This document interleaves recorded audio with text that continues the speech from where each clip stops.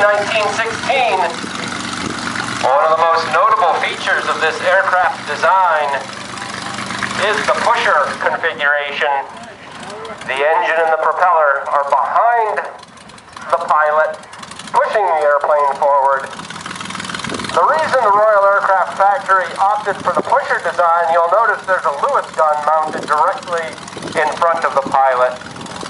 Well, in the early part of 1916, the synchronization gear had not yet been developed, which would allow a machine gun to be fired through the spinning blade of a propeller on an aircraft.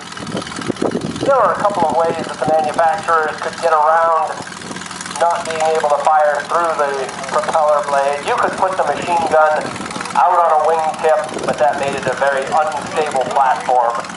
Any minor movement on the part of the airplane translated into a very dramatic movement out at the wingtip, which made the gun very inaccurate. Plus, you had the entire issue of aiming the gun without a line of sight on it, which was a challenge.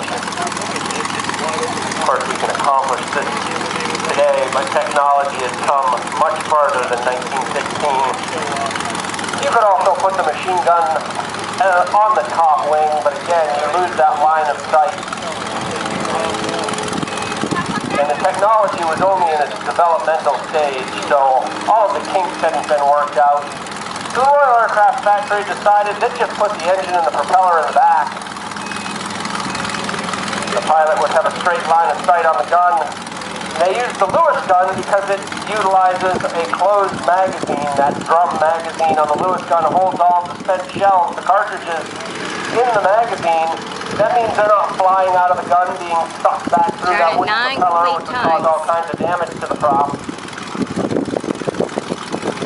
The FE-8 was a very short-lived design model, because shortly after its release in 1916, Anthony Foker's crew did perfect that synchronization gun, which changed the face of aerial combat significantly. In fact, many of the first victims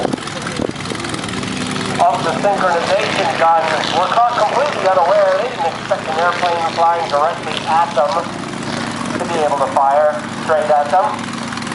They were caught by surprise.